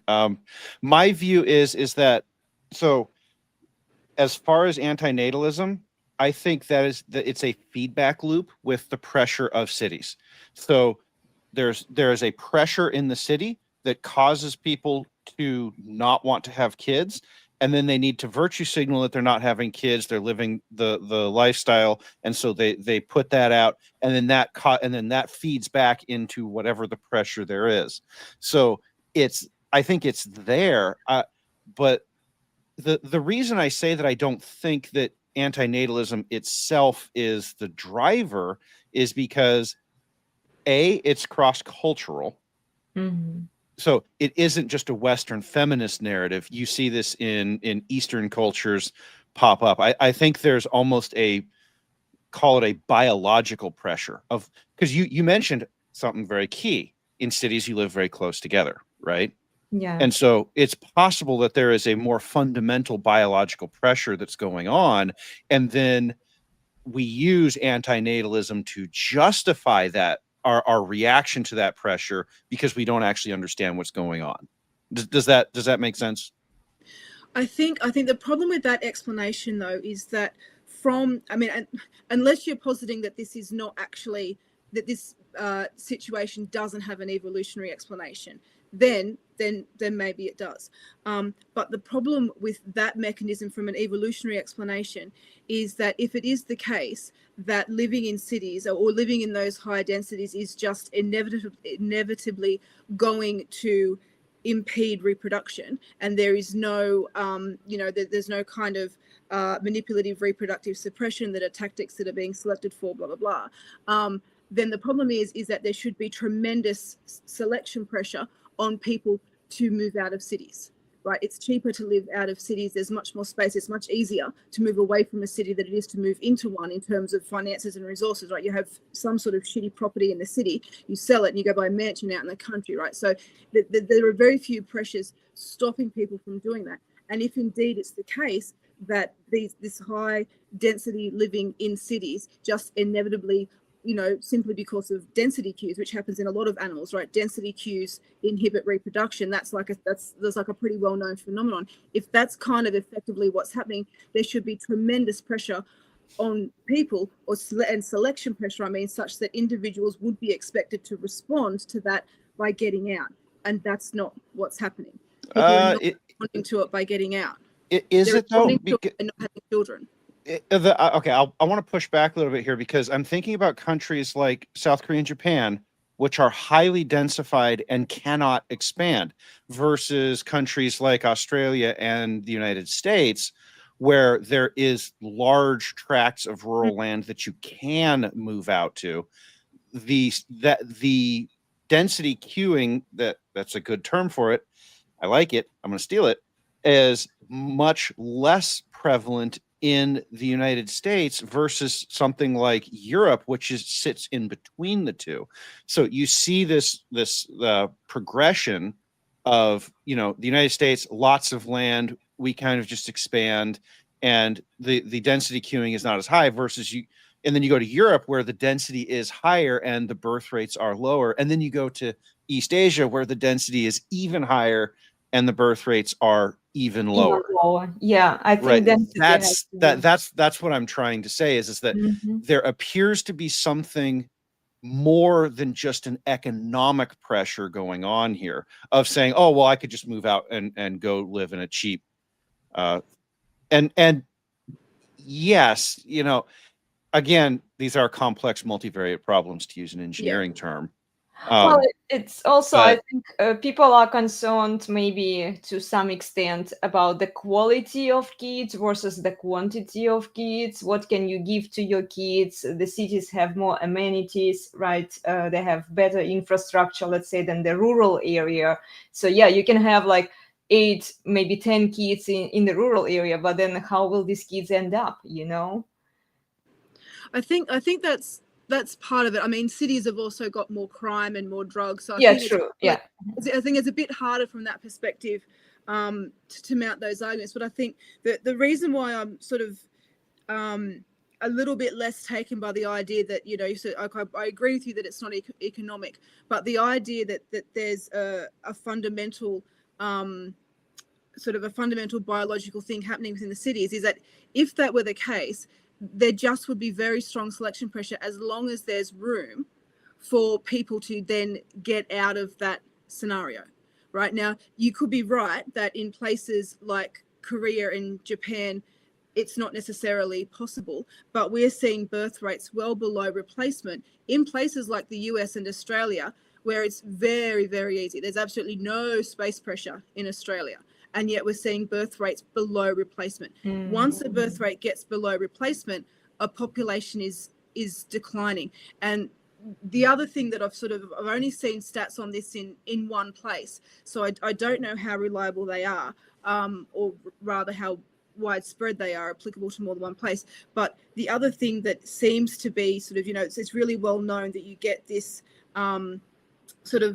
demographic decline where mortality rates drop and then birth rates drop, and for some reason they don't stabilize, they just keep dropping below replacement. And I saw some very recent data someone had out suggesting that actually it's not going to drop right down to zero, that that societies don't actually allow themselves to completely collapse, that it reaches some sort of a minimum and then it lifts back up again. However, it lifts back up again because of, when I'm talking about birth rates, not population, so I'm not talking about migrants coming in, but it lifts up again because of the birth rates of migrants. So it does seem that native populations do actually permit themselves to have almost asymptotically low birth rates, whereas when those birth rates start to lift, they actually the children of the migrants coming in, because that's another thing that countries do when their birth rates drop, is that migration increases because they need to maintain the population to maintain the economy. It's a little bit of a Ponzi scheme. It's going to fall down at some point, but nevertheless, that is what countries do. And so, you know, what this sort of data set was sort of attempting to argue is that it's okay, we don't have to worry about birth rates because we're going to hit some point and populations just naturally recover. But actually, it doesn't look like the particular populations whose birth rates were falling actually recover. It's the migrants coming in who came from a place that had much higher birth rates who've just effectively continued that behavior when they come here, and that's what makes it look like the populations go up again.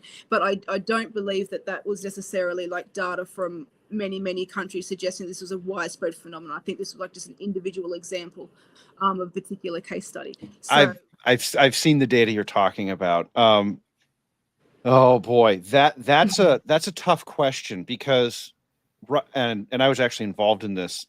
I know, guys, I took over. I was actually involved in the H-1B debate in the U.S.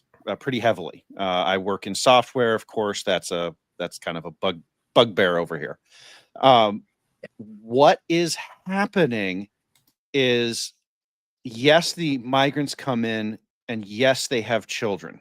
Okay, and the CBO, the Congressional Budget Office, has a demographic model that they use for all their economic projections.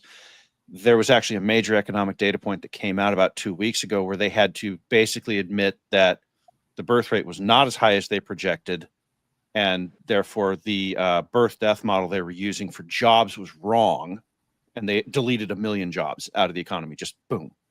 Okay, that happened, but what I am noticing is that, and this is happening all around the world right now, as you bring in migrants, the local population reaches a boiling point where they basically say, kick them all out. The United States has reached that. The UK is currently headed that way. I'm not in the UK, so I don't have as good a feel for the social pressure there, but it looks like it's fairly strong. And the interesting thing about that is, if you look at Rome tried the immigration strategy. It blew up in their face, and it actually is a factor in the collapse of Rome. Yes, because the what ends up happening is, if you don't manage this well, I think the migrant population ends up coming in and taking over the place. Okay. And so the United States actually did this before. Well, we had the Great Depression, and during the Great Depression, they cut off immigration effectively. It was cut off for 30 years. In that same 30 years, we had the baby boom. That's when all those are born. So you put those two together, and then we decide in the 1960s, after the baby boom is born, so we had I've got the chart. There's this bump that runs from 1945 to 1965. Okay, that bump in births happened, and then the politicians panic and say, "Oh no, the birth rate's falling again. We've got to open up immigration." That's the 1965 Hart-Celler Act, and then the birth rates collapsed down to 2.2 or something like that, and have been there ever since. So on the migration side, I think it's a short-term patch that ends up actually having a longer-term negative effect as the existing population basically decides that they're going to do a pogrom, for lack of a better term. And the other thing to consider here is, if you're a native to whatever country you're in, and you're watching people come in and they are getting preferential treatment, which is what's happening in the United States right now, you're not going to sit down and think, oh yeah, I need to have more kids to compete with these people, because you're looking at it going, I'm already competing with them. I'm already stressed out. And we do know that stress is a sex drive killer, cortisol specifically, right? And so anything that increases the stress, and in fact, that might be the problem of cities, is that cities are more stressful to live in. Maybe I'm just throwing that out there. I have no data to back that up. Right. So, but so you get this situation where you've just increased the stress of living in this place so much. And then you have to figure out what the thing is that's causing the stress on the society and say, okay, we have to undo this. So I can tell you in the United States right now, immigration, particularly economic migration, is the big stress right now. And I have hard data on that. Economic migrants get paid, H-1Bs get paid 2/3 what an American needs to survive, in part because the economic migrants will falsify their credentials. And so they don't have student debt where the American does, because they didn't falsify it. And so now that the American has to compete, but he needs, he or she needs more money. And the economic migrant, there's an example of a stressor, right? It's like, I can't get ahead because I can't compete. Well, it also could be the housing market. To live in a house, it's insanely expensive. So most millennials can't afford. Migrant is a house price pressure. Exactly. And in fact, part of it, there were a few real estate people on Twitter who were they literally said, if you kick all the H-1Bs out, your house prices will collapse. And it was funny to watch. All the boomers and Xers went, no, that's terrible. And all the millennials were like, bring it on. We want house prices to come down. So, again, complex multivariate problems that we're dealing with. But I think looking at how the United States handled it 1930 to 1965 and understanding that, again, there's multiple things going on there. Yes, we leveled 2/3 of the cities in the world, but in the United States, we had shut down migration at the same time that the United States was the only economy capable of rebuilding the world. So we had this huge influx of money coming in. So you took off the competitive pressure at the same time you brought a bunch of money into the country, and then the birth rate explodes. Okay, there might be something to that. That's a correlation, though. So make of it what you will. I want to hijack this from Plutarch. Yes. Back to Dr. Dani. Yes. Okay, given that we've just talked about all the demographic problems, so to highlight your theory of manipulative reproductive suppression, and all these things going on, and the red pill guys trying to make sense of this and come up with a solution, men, what do you advise men to do to counter this female behavior, subversive behavior of that? Because men want a wife, they want a family, they want to promote society and have children. What can a man do? Look, I think I would say probably both men and women similarly, because you need to have a really stable couple to have a successful family. And so I would advise both men and women to try to choose partners who are at least politically centrist, if not somewhat conservative, because I think as soon as you start getting too far down the left-wing side of politics, the anti-natal and anti-family and anti sort of marriage narratives are sufficiently strong that the types of relationships that happen down that end of the spectrum, they don't tend to produce children for a start, but I think they're also encouraged to be quite unhealthy.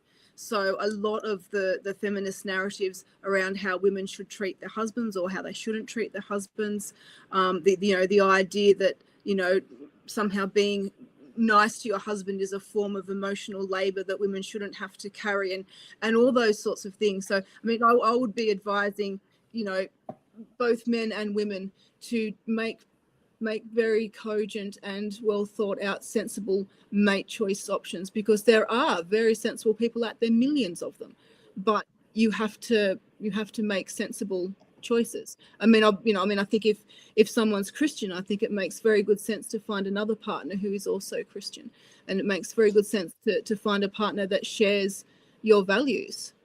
I think that. So does a man, should men practice assertive, benevolent dominance to counter the female subversion? And you know, you talked about the toxic masculinity, and you know, women's want to be protected, but they don't really want to be in fear. So what's the balance there? So a guy on Twitter wrote something it was quite funny, and he said that effectively, you know, do what you just suggested, you know, practice, you know, benevolent dominance, assertiveness, whatever. And he said if you do that, you know, 99% of women will, I think he called it, reset to factory settings. And I sort of suggested to him that that's wildly optimistic, and the reason that the women are not at the factory settings is not really because of what men are doing.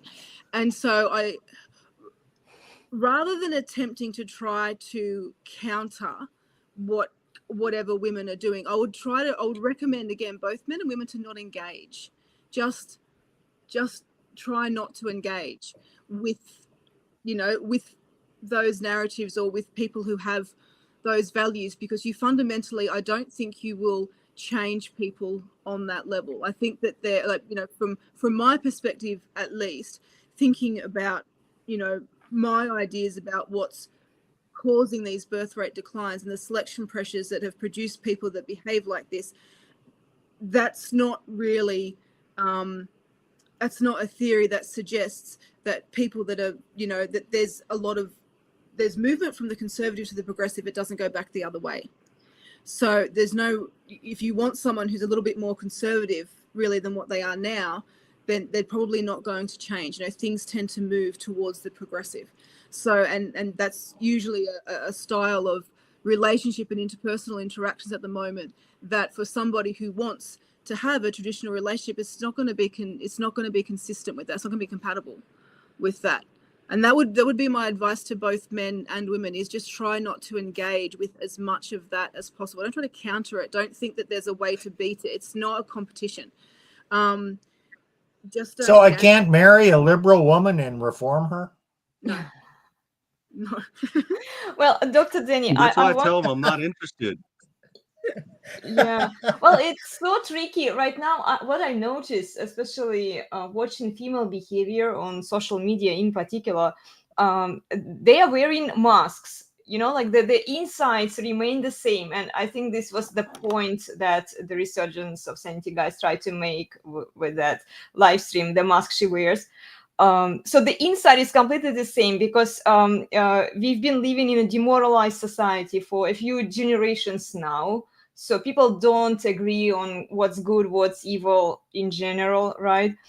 Yeah. And women are still, they've absorbed that feminist propaganda that Andrew brought up here from like 1960s or even before.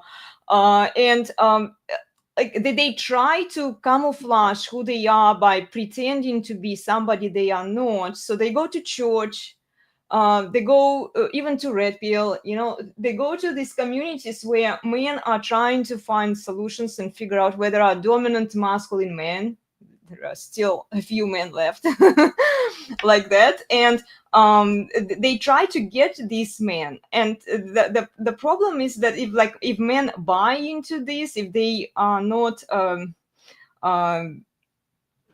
assertive of like what they are looking for, you know, if they don't set boundaries, or if they think that, oh, okay, I found this woman who has the same values as I do, or she appears to have the same values, then they kind of give up their frame and then they relax. They think that, oh, she's their soulmate, and okay, she's a perfect woman. I found her here and there, and then they end up being divorced. And I think that the problem is that, like, women, they have the same insight, regardless of where they go. Without male dominance and the actual change in the legal system, there is not much men can really do there, you know.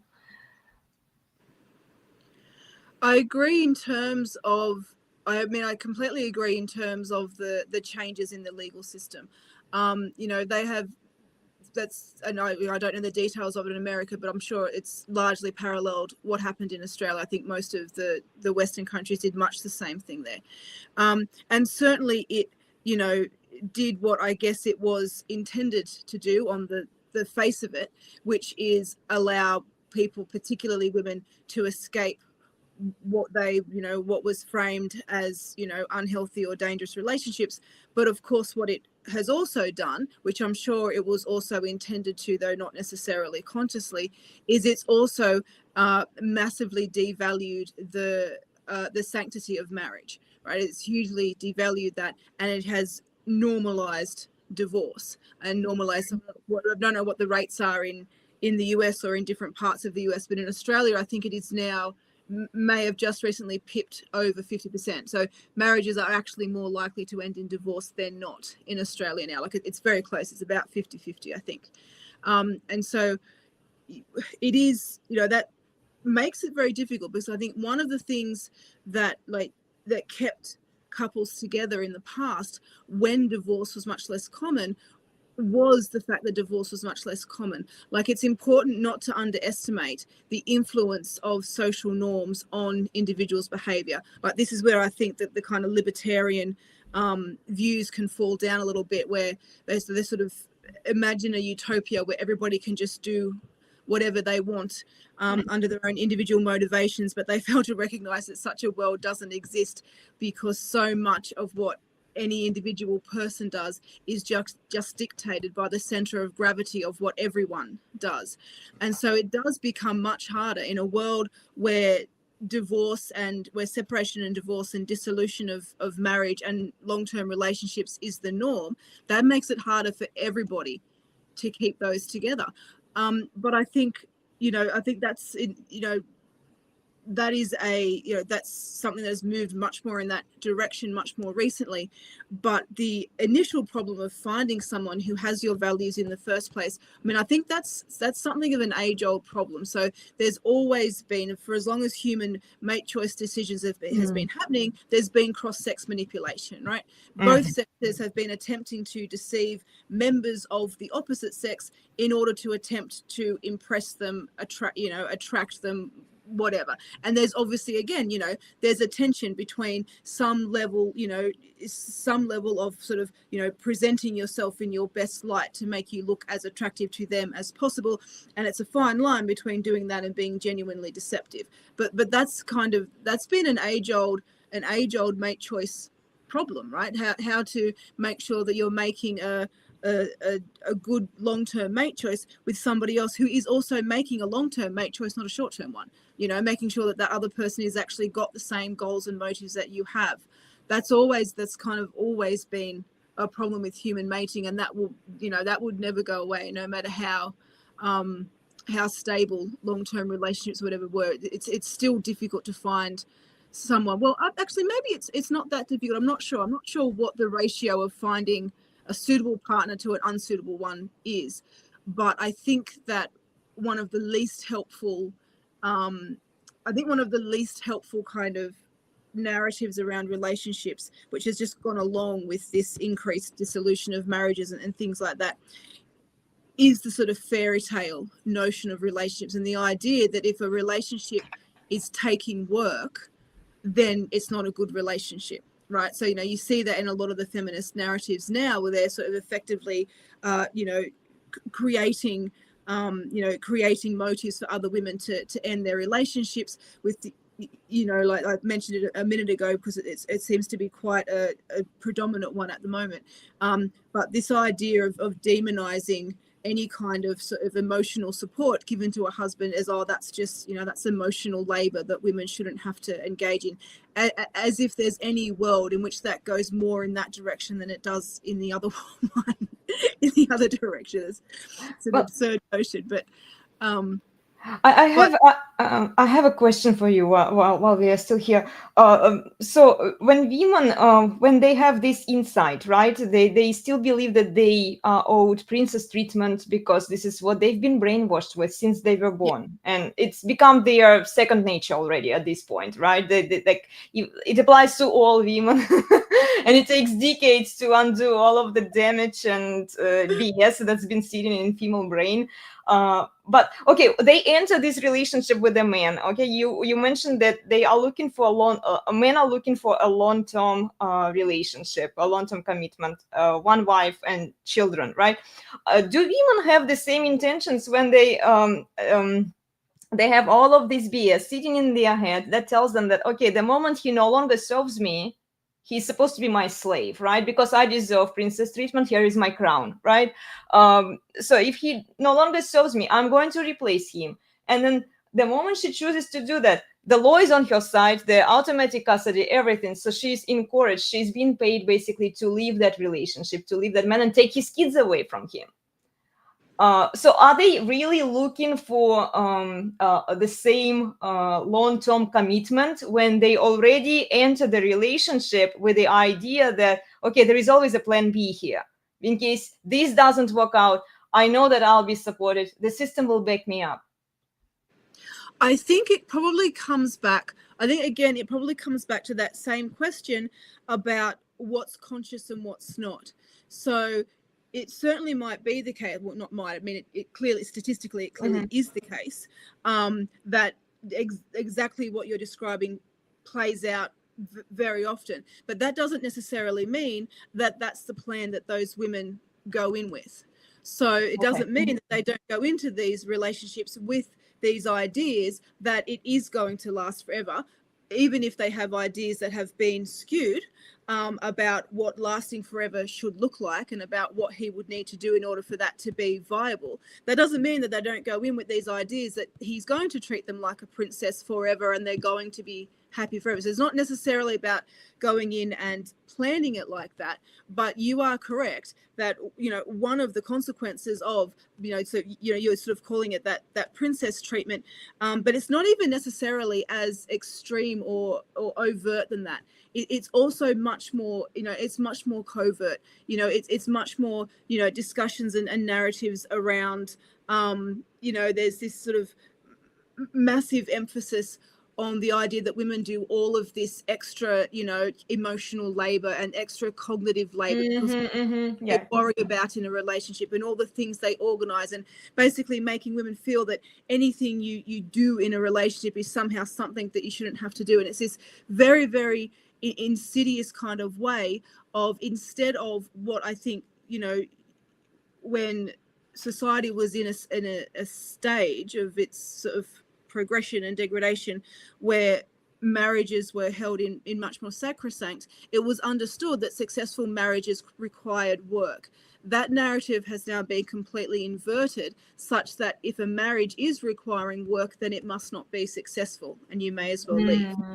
The inversion of that narrative, and that is, that inversion is something that, it's probably something that we don't talk about enough. I think it's something of a unifying principle that much of feminism and intersexual competition more broadly engaged in just straight inversion. But that's the inversion of the marriage principles, right? We've gone from this understanding that if you want to have a good marriage, then you have to work at it. It's not something that just happens, right? People who have been together for 30 or 40 years are not just doing that because they've never had a fight with each other, right? And so it's just been easy for them. That's not how you make a successful, long-lasting marriage.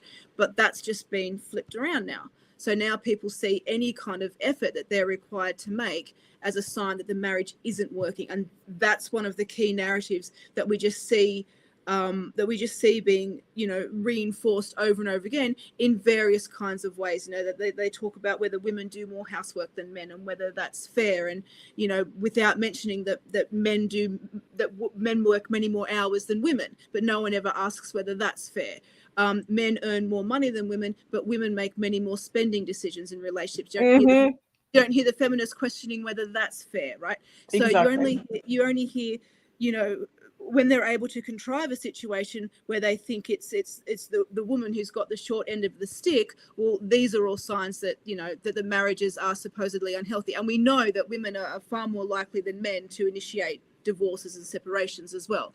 And it's hard to know the extent to which that is sort of a larger part of the phenomenon of what's happening, or whether it's a more immediate sort of direct result of once you're in a relationship where, you know, one or more of the pair thinks it's not working, both of the couple then have a very good idea about what's going to happen if it breaks up, right? So it could even just be that sex difference could even largely just be proximally attributable to what we now have as the immediate consequences of a marriage dissolution, which are very strongly, in the majority of cases, going to be in favor of the wife and not the husband. And so under those circumstances, that would also account for why women are far more likely to actually initiate divorce proceedings than men are. But I suspect that it's more than just that. I suspect it's because that women are being fed many more narratives that encourage them to become dissatisfied with perfectly healthy relationships than what. Exactly. And to add to your point also, I was thinking about it, that our society actually places more standards on men. Men are supposed to provide, they are supposed to take care, right? They are supposed to take care of their wives, children.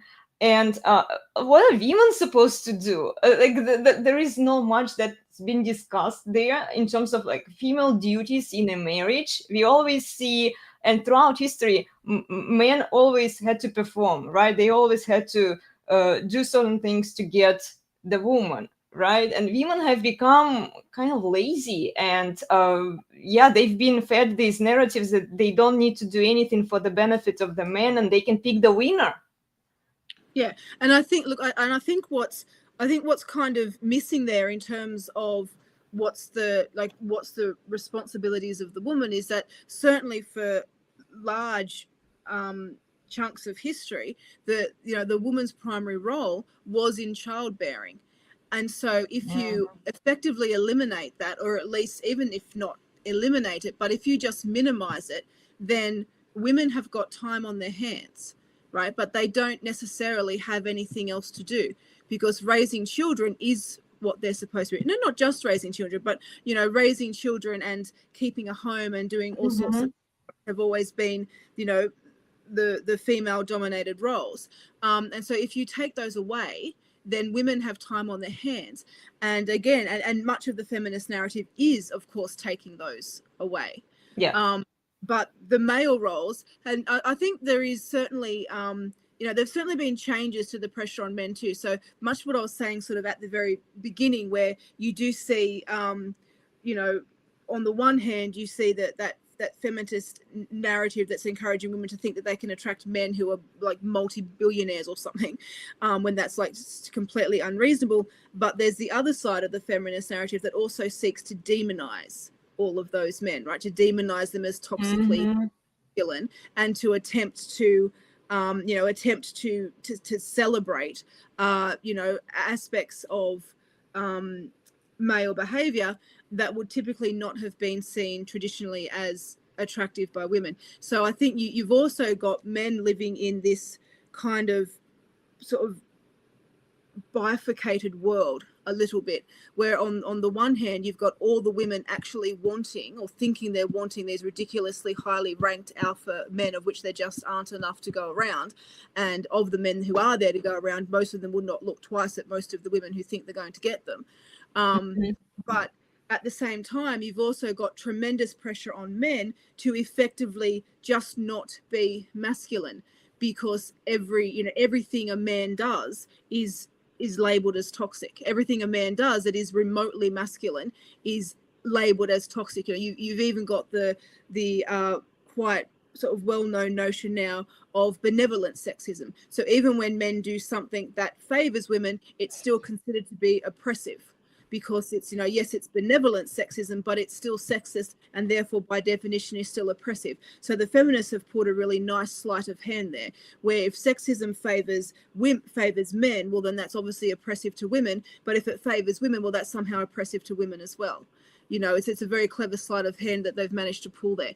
And so men are left in a situation where it's very difficult for them to be able to behave in a way which society will actually endorse, which is, one of the reasons why we've got, things like men going their own way and incel culture, which has now grown to a point where it's not necessarily involuntarily celibate culture. It's just the name incel, but there are now men who are sort of, at least claiming to be sort of making a decision to join that, if you like, voluntarily rather than voluntary celibate. So, we've got all of these sort of we've got all of these individual male communities now that are sort of growing up around with men and in support of men, because the broader narratives that we have in mainstream society around men are quite anti-male, but also really quite incoherent. It's not really clear what men are supposed to do in those scenarios. It's, that there isn't really a home for men. They're largely demonized,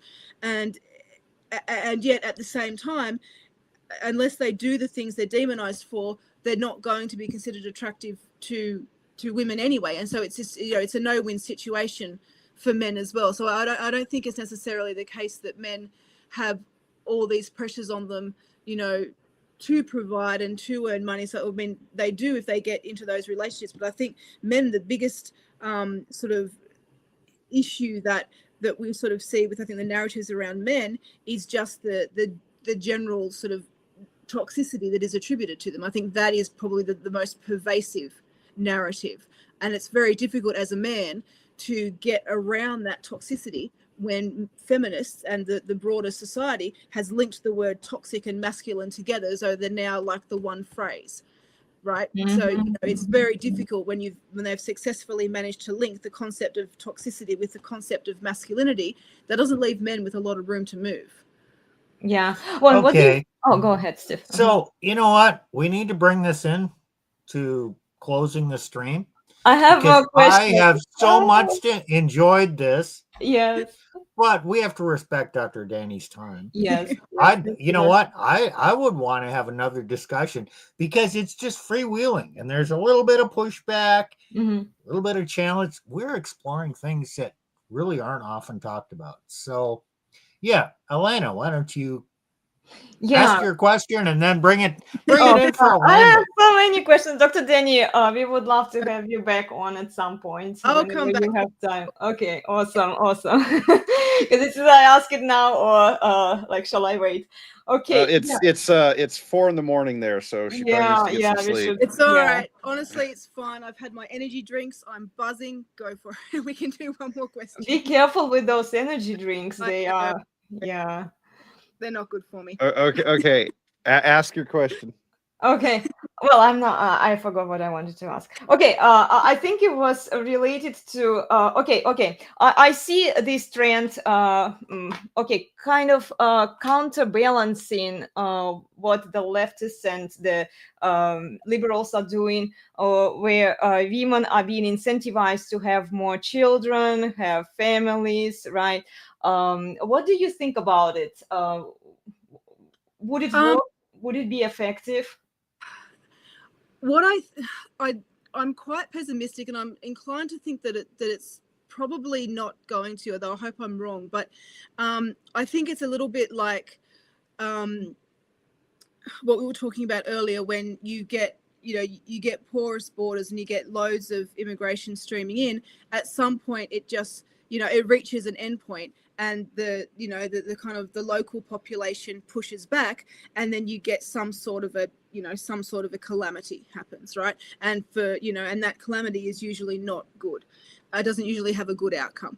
And I think that we're kind of seeing the inevitable, I think, pushback against this, sort of as we get further and further along this sort of woke progressive timeline. I think more and more people are realizing But for a long time, the progressives have enjoyed some sort of a moral high ground, or at least have felt they have, and the dominant narrative has tended to support that, because they're the progressives. They're not racist. They're very open-minded. They don't judge people. They let gay people get married. They blah blah blah. It just keeps going and it keeps going. And they've enjoyed that for quite a while, and they've enjoyed being able to demonize conservatives as being the horrible, nasty people who don't understand that love is love and whatnot, right? However, I think as we're heading further down that road, we're also accelerating, and more people are actually beginning to see what progressivism is actually progressing towards. And all of a sudden, wanting to be conservative is starting to look a lot more appealing to a lot more people. But my fear though is that inevitable movement towards that extreme progressivism, which is going to drive birth rates down and is going to collapse economies. I mean, I don't know I have some idea what the US economy is like. I have a much better idea what the Australian economy is like, and it's not good. And it's going, left-wing policies are going to collapse economies and they're going to collapse societies. And I think what we're seeing is a sort of the inevitable pushback against that, as people are beginning to realize what it is that progressives are progressing us towards. But I'm not sure it's actually going to be able to turn things around. I think, it would be impossible for me probably to overstate how much I've enjoyed watching America over the last 6 months or so. It's just been an amazing turnaround to watch, and it fills me with great hope, but it hasn't tipped me over yet. I still don't actually think that we're going to come back from this. I don't actually think that ultimately that's what's going to happen. I have to take this. Really hope I feel like it's really propaganda on top of propaganda. They're trying to feed it with a. So okay, go ahead. She's asking this because we've been talking about this at our dinner table. And as you've probably gathered, I am involved in some of the communities that are dealing with these problems. Yeah. And of course, there's people I track on Twitter, and the military community is one of them. Look, right now, the right is experiencing a resurgence, if you will. And at the moment, that looks like, long story short, I'm going to agree with you. At the moment, that looks like. I wanted you to tell me why I was wrong. Okay, no. At the moment, the right is fighting back and the left doesn't know how to respond. Yeah. But we are mistaking them not knowing how to respond for them being unable to respond. And we are already starting to, in dark places, see them rebuilding. So, for example, we know that they are that the left wing is rebuilding their funding networks. So Trump has done a pretty good job of smashing their existing networks, but we're already starting to see how they're rebuilding them. The funding networks, the activism networks, the YouTube safe term, direct action networks. Yep. Yeah. And we are tracking that. In fact, I talked a little bit about this on our stream on our channel last Wednesday. They are already planning the color revolution. If you're familiar with that term, they're deciding that there was a meeting where they all got together and they were talking about what color to use for the color revolution. The right is pushing back because the Charlie Kirk event caused them to wake up and realize that they are going to have to push back. But this is not the same as we have defeated the enemy, so to speak. And they control the levers of power, and they still do. They have money, and we've smashed some funding networks, but the money's still there. So I would watch 2029 very, very closely. Everyone says 2028. We will get something in 2028. But 2029 is where the actual calamity would happen, where they try to do their color revolution and then take over an election, but elections in the United States are end of year, basically. So you're not going to see the fallout from that until 2029. Yeah. So, but just watch for a slowly rising level of the military term is low intensity conflict. Yeah. Right now, the U.S. is very closely tracking the North Ireland troubles. Period. And so, and just in terms of how things are playing out. Yeah. And this is coming from a bunch of military guys I follow who've they're actually trained on these things. So I wish I could say that I thought it was getting better and that the right was just going to steamroll, but do not mistake the shock, because the left has been in power for so long. It's right now they're just in shock that the right would do this at all. That we might say, screw our norms, we're going to play by your rules instead. And so now they have to figure out how they're going to respond. And the early returns that we're seeing are there's two factions. One of them doesn't want this to escalate, but one of them does. Yeah. And because this is actually what the Antifa side of things wants.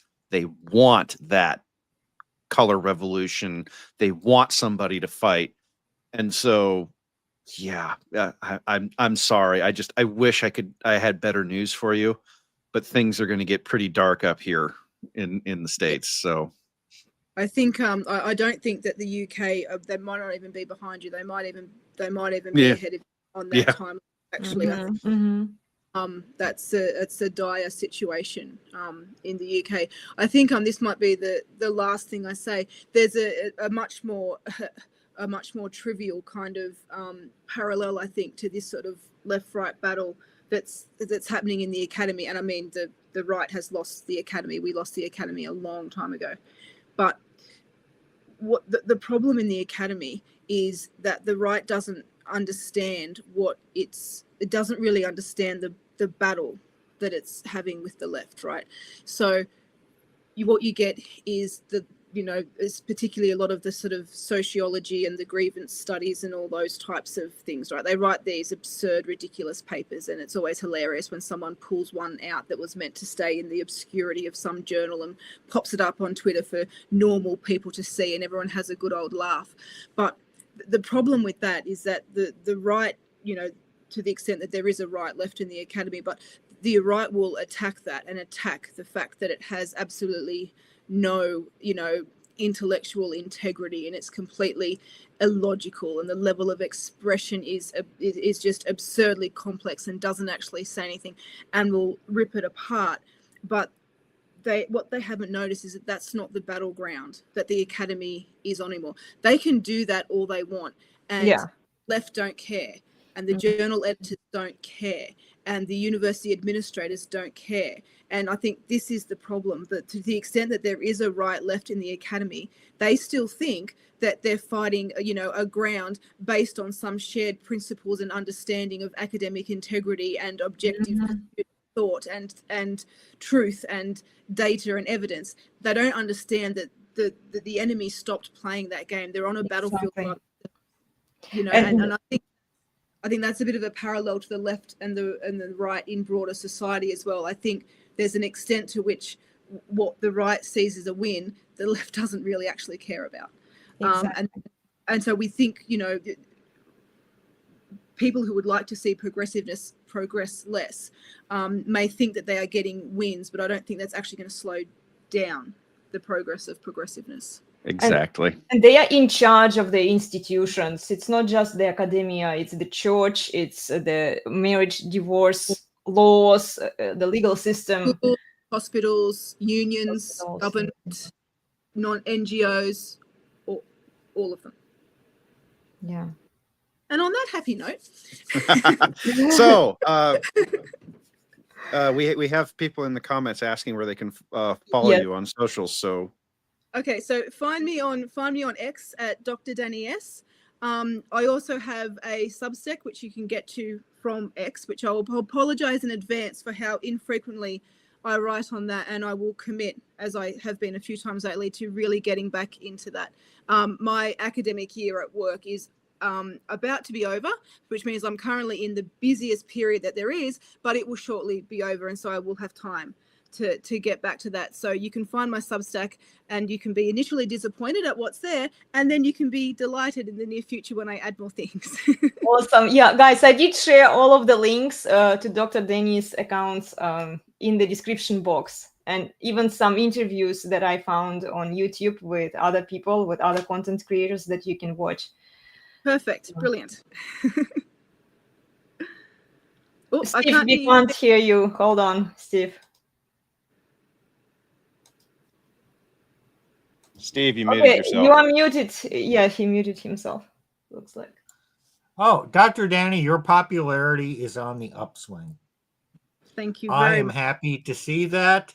And I am delighted that we got you on our small stream here. And I meant it when I said I'm happy to come back anytime. Maybe not tomorrow night. I'll need to get some sleep. Yeah, sure. Yes. Just let me know. Just let me know. I'll be back whenever you like. Yeah, we would love to have you back for sure, guys. And thank you so much for bringing up your comments. I'm talking to our audience here, Andrew and Fake Human. Great to see everyone. Yeah, Franklin. Yeah, remember to please like, share, and subscribe. Subscribe to the Resurgence of Sanity YouTube channel as well. And do you have your YouTube channel, Dr. Dani, or not? I do, but and in fact, some delightful people have even chosen to follow me on YouTube, but there is nothing on there at the moment.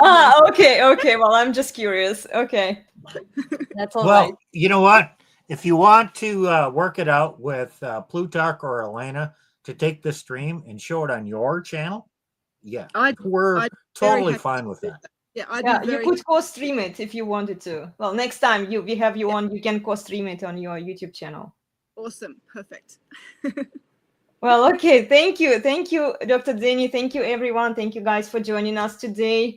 Let me quickly share with you our schedule. So in case somebody is new here.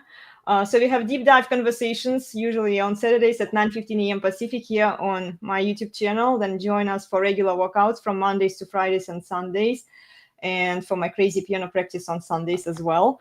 And if you want to dive in deeper into your fitness practice, I have a cross-training fitness program for you on Udemy. I have more classes for you on Patreon, and please subscribe to my Substack, where I occasionally summarize the main ideas and our discussions on both channels, actually, here and on the Resurgence of Sanity YouTube channel as well. And we are out, guys. Thank you so much. We'll see you soon. Have a wonderful weekend, everyone. Bye. Take care. Bye. Bye.